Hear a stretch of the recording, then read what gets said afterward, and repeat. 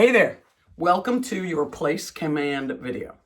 So I wanted to say a few things before I get started. The first is be gracious with yourselves and with Boone. When a dog is here in a training situation, they have a lot of routine and structure, and keeping their head in the game is much easier than when they're at home. At home, this is the place of habits. It's a place of busyness. It's a place of much less routine and order. So getting her head in the game requires some patience, more patience some days than others.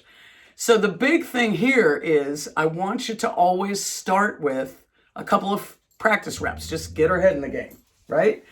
So give yourself time, because this practice is just as much about you as it is about her.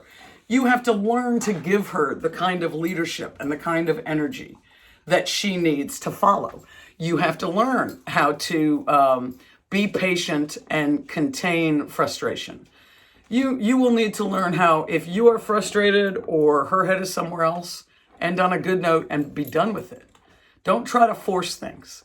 Training should not be a negative experience for either one of you. If it's not smooth and minimal frustration, if it's not fun a lot of the time, then we're not doing it right. Go relax. Don't force it. That's one thing. The next thing is, with place command and pretty much every command, think of it as you're teaching a child how to play a sport, let's say basketball. We don't start with game time. In fact, we don't rush into game time. We spend weeks starting with basic drills, right? Foot movement drills, free throw drills, jump shot drills, passing drills, defensive drills, offensive drills, and so on and so forth.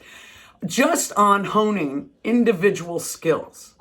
And then at some point, we start throwing them together in a scrimmage, right? And then at some point, we get to game day. That's the same thing with dogs. You do not want to start, if you have, in the next week or so, let's say you have guests over and they have kids or dogs or whatever. Well, that's game day. In fact, I would argue that that's the NCAA finals.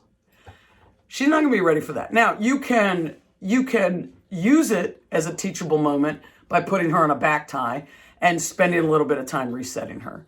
But if you do that, you need to dedicate your time and attention to doing it for 5 minutes.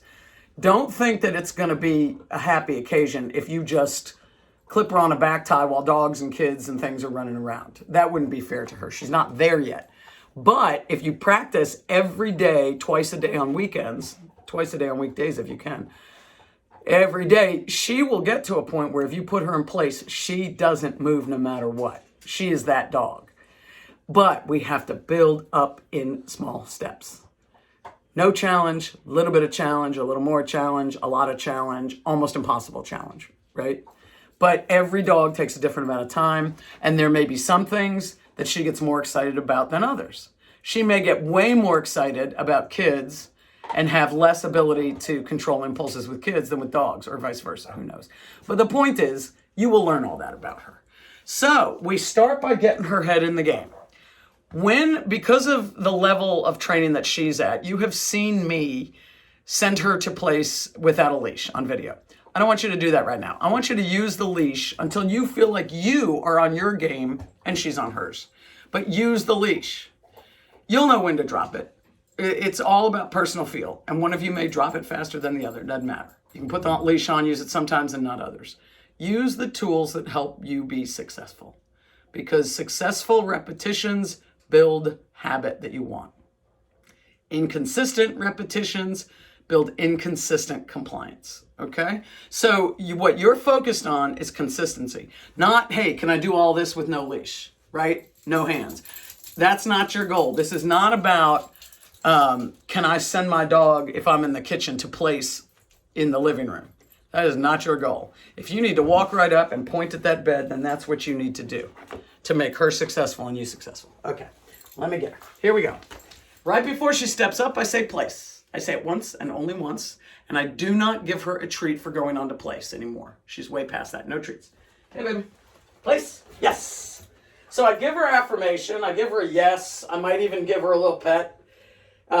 She's looking right now at Daisy, who has a bully stick So you see her, this is good. She's thinking about going to see what's up with Daisy. Daisy's in a crate at the moment. So she thought about going to see Daisy, and I gave her a little leash check. I didn't say anything to her, I just gave her a leash check. I'm not going to worry about barking if she jumps on me while she's on the bed. I don't worry about any of that stuff. My focus right now is her staying on the place. So you see she made the right decision. That's good. Break. Good. Good. She gets a treat after break, and we're going to repeat this exercise just a few times to get her head in the game. You ready, Boone? Place. Yes. Good girl. Yes. Break. Good girl. Good girl. So Daisy is done with her bully stick, which means there may be some barking in the background. Sorry about that. Ready? One more. Place. Yes. Good girl. Good girl. Break. Good girl. And she gets a treat. So I start with just the on and off, and then I'm going to put her on and make her pause a little longer, maybe even drop the leash. Ready? Place. Yes. Now Daisy is a huge distraction for her. Ideally, I would not have Daisy in here with me, but gotta do what I gotta do. Now, walking around and proofing means that we are giving her a chance. We're not putting pressure on her. We're giving her a chance to make a mistake. Pick up the leash, that's a big trigger. Break. Good girl. So I'm adding a little bit of challenge by doing more proofing, right? Not a lot of challenge, just a little bit. You ready? Let's go. Place. Yes. Drop the leash. Now I'm doing this in elapsed time. I would want you, Daisy, I would want you to do a few more of those reps. But I'm going to move it along for the sake of the video. Forgive me while I'm out of video. So these are low value treats, right? Like little milk bony treats.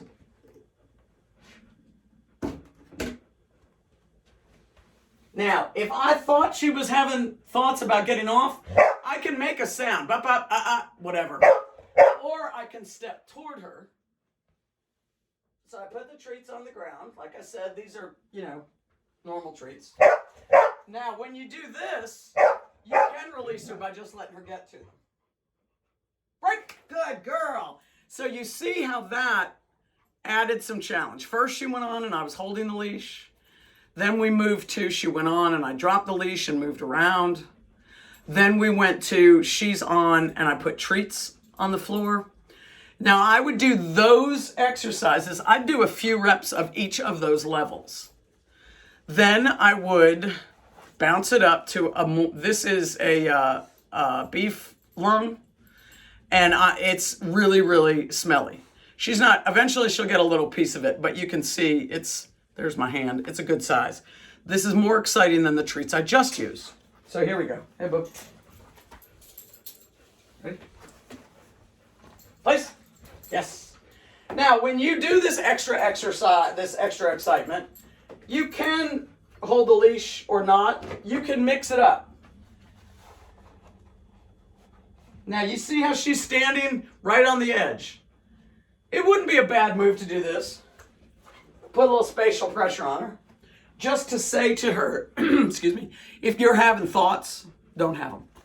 All right, so here we go. I throw the treat on the, you can't see that. Up. Reset her. I was about to say I tossed the treat on the floor because laying the treat is one form of excitement, but when you toss things, it's a whole nother world. Let me move this camera a bit. So I'm going to go out of camera a little bit, but here we go. So when you toss things, that's even more exciting. Now, if I think she's going to go for it, you saw her jump off a second ago. Up. She's staring at it. She's thinking about it. Shh. And Daisy is cheerleading her. Daisy's the devil on her shoulder. Now I'm proofing. Now she is there. She's starting to look at me. But if she's giving my treat a hard stare, then I might go up because she's having thoughts. Now I am not going to release her and let her hit that big thing. One, because it's too much for her, but two, because I want to use it again. So I pick it up. Now I'm going to throw a little tiny piece. That got a good bounce. That was a good one. Break. Good girl. Good girl. So you see how I was adding.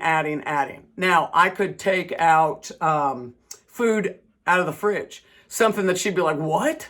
You could throw cheese. Cheese is a little more exciting than the dog treats. But then you could pull out literally cold cuts, packages of things. Whatever you want to do, you just keep making that stuff more exciting. So that however excited she was on the last rep, now she's, oh my God. When you go from dog beef lung to a package of bacon, you can see how that challenges her more. Obviously, you will be more on your toes when you do that. Now, I'm going to move things to the ultimate distraction, and that would be her sister. So I want you to see how we do this, because Daisy really does take her job as disruptor very seriously. So here we are. Daisy right now is in a crate, as I said. Come here, boo-boo. You ready? Place? Yes. Up.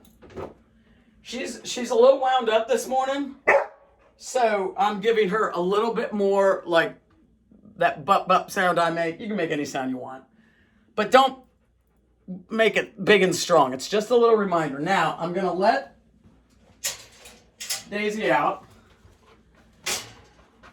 She's gonna just come act like there's something. Oh, there is something. I do have that beef treat in my up. Now, she got off. Put her back on. Reset. No commands. No treats. No rewards. Here. Yeah, we knew it. Look at that. Now, keep in mind that having Daisy here, this is game day. So I would not do this for weeks. I just want you to see in elapsed time what's going on. Now, here's what I'm going to... She can play with Daisy. She can play with Daisy on the bed, but she can't leave. Daisy, leave it. Now, the reason that I let Daisy get all up... Daisy, leave it. The reason that I let Daisy get all up on her for a second was to build this kind of crazy excitement. But I want you to see me handling it. Is it tempting to say the command again? Of course it is. But here's the thing. If it's a little dog, I can leave them on the bed with her. But Daisy is so rough and tumble that she'd get crushed if she was limited to that bed. So, Daisy, leave it. Sit. Sit. There, you heard tough voice. So, you see Daisy sitting there. So you got to see me going through the wrestling match. If it's a little dog that's closer to Boone's size, letting that dog be on the bed with her and wrestling is fine. But Daisy is too big for that. Daisy, sit. Good. Wait. Daisy's too big for that. It is too much to ask that Boone be limited to this area. The size discrepancy makes that untenable. But if it were her little buddy Bean, who's coming here for training, then that would be okay. But the thing is that she can't get off, right? So she can't get off the bed. So we have to look at how could we possibly expect this puppy to stay on that bed with Daisy pummeling her, right? So what you saw there was I let excitement go to NCAA finals level. Totally out of control, right? Because Daisy was out of control. So I, in that instance, knew that Daisy was the one I needed to focus on first so that I could put Boone in a fair situation again. But you see where she is. So that Daisy scenario is NCAA finals, as I said. So now you have a sense of there's no way that's going to work today or next week. You got to build up to that. Yeah. You got to build up to that. So we start with no distraction, do a few reps. Then we do some low value treats or something like that. Then we do some high value treats. Then maybe we do some crazy human food or something like that out of the refrigerator. And then at some point we start folding in her sister. But and incidentally, she was moving for a bone. She can have this. You can put chewable things and treats and whatnot. There. That bone was about a foot away from the bed. Now, I could have turned that into a teachable moment and made her stay, but I'm trying to get this video done. So now she's uber content, right? Getting back to the Daisy scenario. If for some reason you are on your own, it's just one of you, then let go of that situation. We don't care what happens. Start over, but get Daisy back. In other words, you do not have to expect yourself to do what you just saw me do, which was keep Boone on the bed with a leash and get Daisy back. You don't have to do that. That takes a crazy amount of patience to do that. But you get the point. The minute, and that you can see, the minute that I took the crazy down with Daisy, that Boone re-engaged. So what you got to see in this video was appropriate, appropriate, appropriate, appropriate, and then we went to inappropriate. Too much. So I want you to be able to see all that. And now, if there were any question, we know that the only way we can have Daisy out here is if somebody's managing her. So bringing Daisy and the kids out as distraction eventually is probably a 2-adult job. Just a thought. So, okay. I think this has everything on it, the do's and the don'ts. I think I showed you the good, the bad, and the ugly. So just let me know if you have any questions. Look back at those other videos and have fun with it. Have fun with it. And don't hesitate to use tools that set you up for success. Successful reps equal good habit. All right, over and out.